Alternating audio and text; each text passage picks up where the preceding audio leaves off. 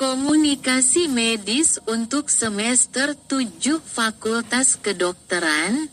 Komunikasi medis adalah kemampuan untuk berinteraksi secara efektif dengan pasien, keluarga pasien, dan tim medis lainnya.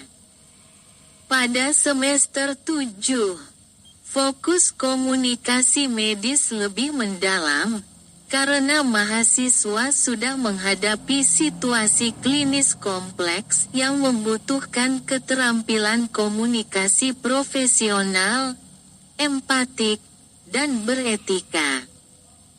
1. Tujuan komunikasi medis, membangun hubungan dokter-pasien yang baik, menciptakan rasa percaya dan kenyamanan pasien terhadap dokter. Meningkatkan kepatuhan pasien terhadap pengobatan. Edukasi yang baik mendorong pasien untuk mengikuti rencana terapi. Memahami kebutuhan pasien secara holistik, tidak hanya fisik, tetapi juga aspek psikologis, sosial, dan spiritual.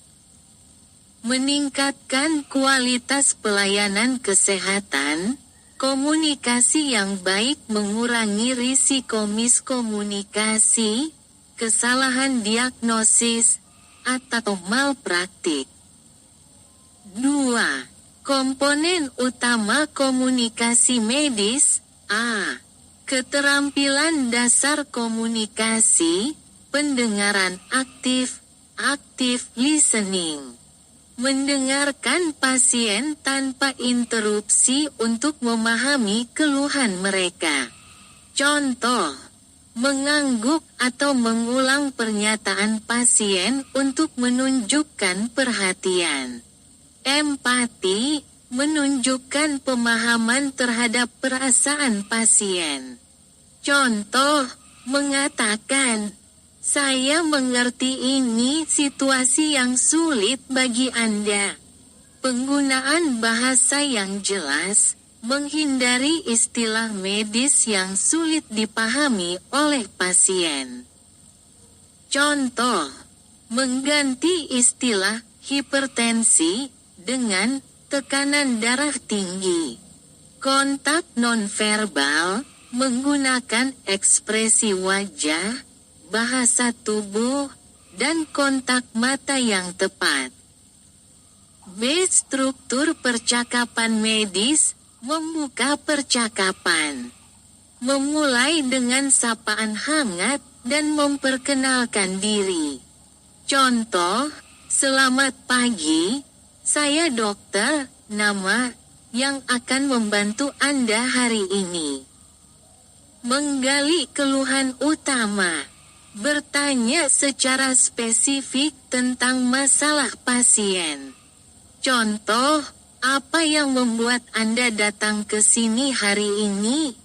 Menyampaikan informasi medis, menjelaskan diagnosis, rencana terapi, dan prognosis secara detail tetapi mudah dimengerti.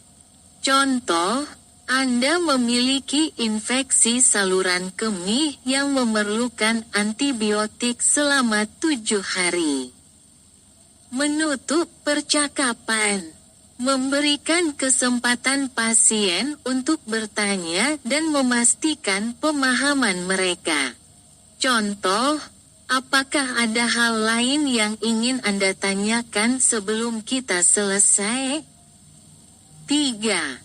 Jenis komunikasi dalam konteks klinis. A. Komunikasi dengan pasien, pasien anak, menggunakan bahasa sederhana, dan melibatkan orang tua.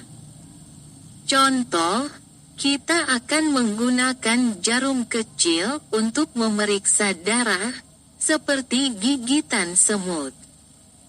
Pasien lansia, memperhatikan aspek psikososial, seperti kecemasan atau ketakutan terhadap kematian. Pasien dengan gangguan mental, memberikan rasa aman dan tidak menghakimi. B. Komunikasi dengan keluarga pasien. Memberikan informasi yang jelas. Contoh, kondisi ayah Anda stabil, tetapi kita perlu memantau tekanan darahnya selama beberapa hari ke depan. Menghadapi keluarga yang emosional. Menunjukkan empati sambil memberikan edukasi yang jelas. C. Komunikasi dengan tim medis lainnya. Kolaborasi antar profesi, berkomunikasi efektif dengan perawat, farmasis, dan dokter lain untuk memastikan pelayanan terpadu. Diskusi kasus medis, menyampaikan laporan pasien dengan singkat dan sistematis. Contoh, menggunakan metode SBA, Situation, Background, Assessment. Recommendation 4. Tantangan dalam komunikasi medis, pasien dengan berbagai latar belakang budaya, tantangan, perbedaan nilai, kepercayaan, atau norma budaya yang memengaruhi pengambilan keputusan kesehatan. Solusi, menghormati budaya pasien dan menyesuaikan pendekatan komunikasi. Pasien dengan ketakutan atau kecemasan, tantangan. Pasien yang terlalu takut untuk berbicara atau mengikuti pengobatan. Solusi, memberikan rasa aman dan memastikan mereka didengar. Konflik dalam tim medis, tantangan. Miskomunikasi antara anggota tim yang dapat memengaruhi pelayanan pasien. Solusi, meningkatkan keterampilan komunikasi kolaboratif. 5. Pendekatan khusus dalam komunikasi medis. A. Informed consent. Proses memberikan informasi kepada pasien tentang prosedur medis, risiko, dan manfaat. Langkah, jelaskan tujuan prosedur.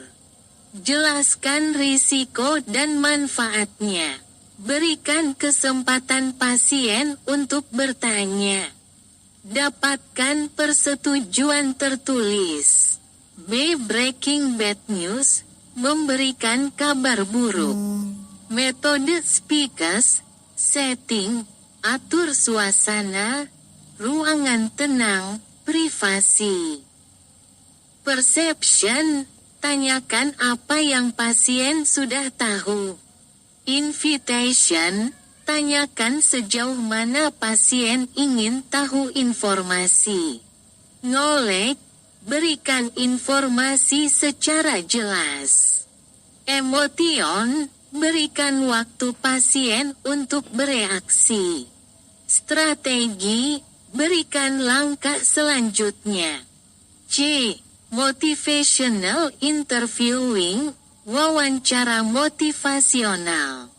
Teknik untuk membantu pasien mengubah perilaku kesehatan. Contoh, membantu pasien berhenti merokok dengan menggali motivasi internal mereka. 6. Evaluasi dan praktik komunikasi medis. A. Simulasi kasus klinis. Mahasiswa berlatih berkomunikasi dengan pasien simulasi atau aktor yang memerankan pasien. B. Feedback dari pengajar dan pasien simulasi. Setelah simulasi, mahasiswa menerima evaluasi untuk meningkatkan keterampilan. C. Dokumentasi dan pelaporan. Mencatat hasil diskusi dengan pasien secara rinci dan etis di rekam medis. 7. Kompetensi yang diharapkan setelah mempelajari komunikasi medis di semester 7, mahasiswa diharapkan mampu membangun hubungan profesional yang baik dengan pasien, menggunakan pendekatan komunikasi berbasis empati, menyampaikan informasi medis dengan jelas dan tepat sasaran, mampu menangani situasi sulit, seperti memberikan kabar buruk atau konflik dengan keluarga pasien. Berkomunikasi efektif dalam tim medis. Komunikasi medis adalah keterampilan penting yang terus berkembang seiring pengalaman klinis mahasiswa.